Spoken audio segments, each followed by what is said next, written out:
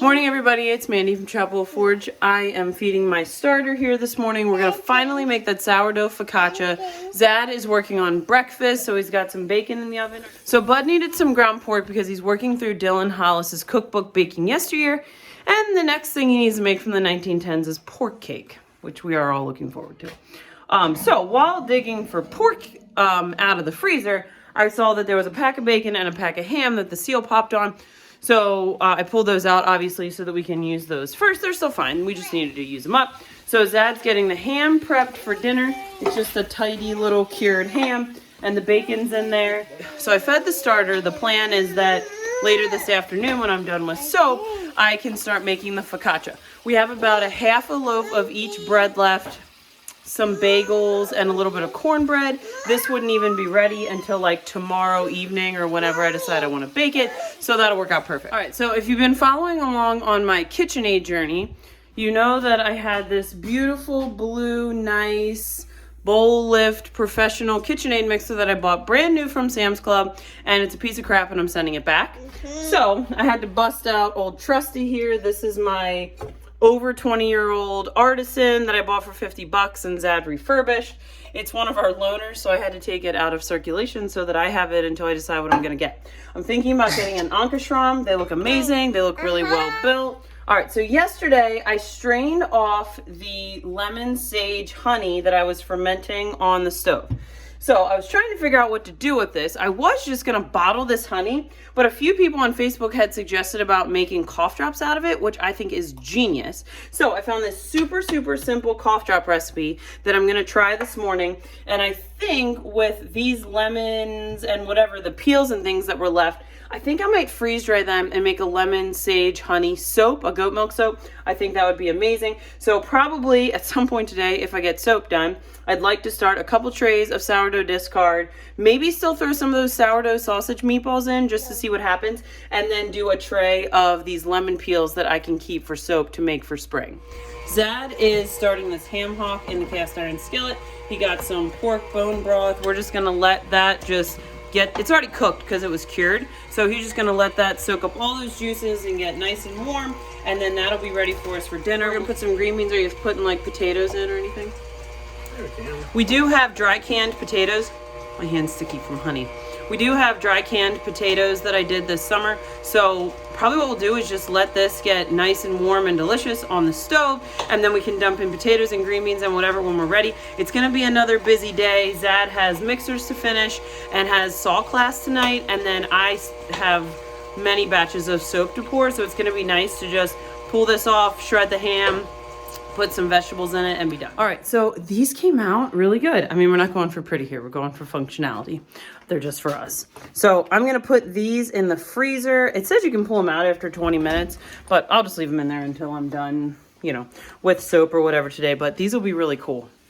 All right, so I have 3 trays of starter ready. I still have a quart of discard, so we're good. Actually, I might still have 2 quarts of discard, but this will be plenty for me to freeze dry and have on hand just in case something would happen to mine or somebody needs some or whatever. And then this is going to be somewhat experimental. There's honey. Technically, you can't freeze dry honey. I mean, honestly, if they come out and they're not completely freeze dried or not dry enough for soap, we'll just probably stash them in a jar on the counter and we'll just use them in like tea or something. There'd be 100 other ways for us to use this up. I could even grind it up if it wasn't completely dry, grind it up into enough of a seasoning that we could season like chicken with it. There'd be a million things that we could do with this if it doesn't work out, but stay tuned.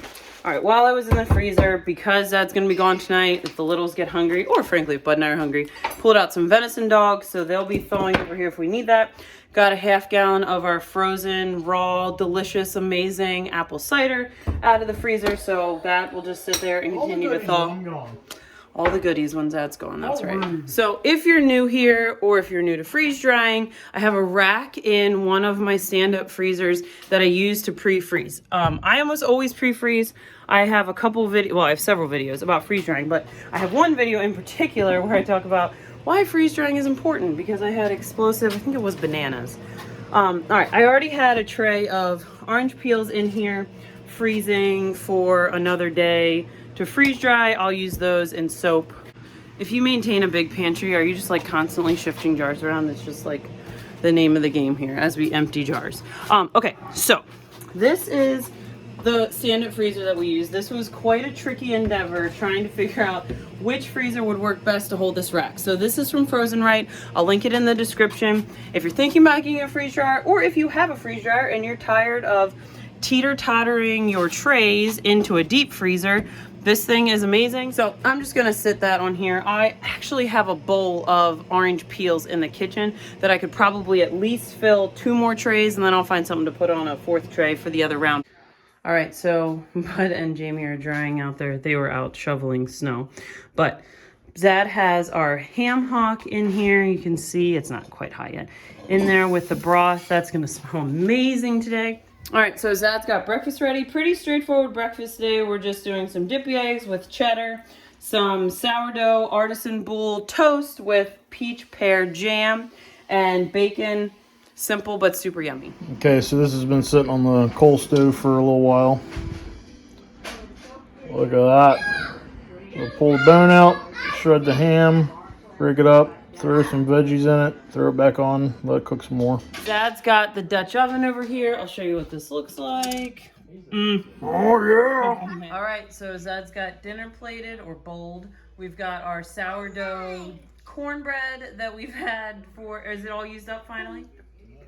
That's it. We finally finished it. And then we have our ham that Zad cooked most of the day on the wood stove in the Dutch oven with the green beans and the potatoes that I dry canned. If you're interested in that because you want to have ready to go potatoes on the shelf, I will link that. So I didn't do the dishes before bed. I didn't do the breakfast dishes. Now we just ate dinner. Oh my gosh, that was phenomenal, by the way. And we did it in the pork broth that I canned from that same hog. Just delicious. And we probably have at least a dinner and a half out of that yet.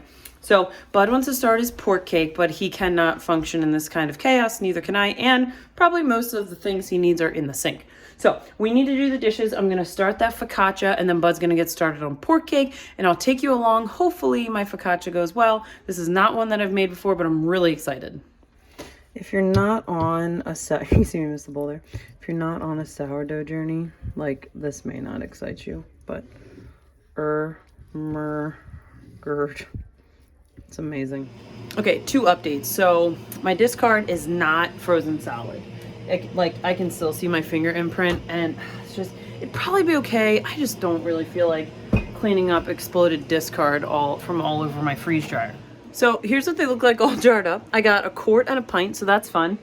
I'm curious what Zad thinks. I'm sure he's gonna ask if I can try the candy version as opposed to this melt in your mouth version, but it was a fun experiment nonetheless.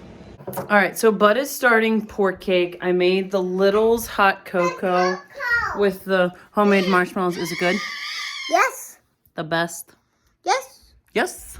My focaccia dough is really wet. I haven't made it before. Maybe it's supposed to be that way. We'll see what happens.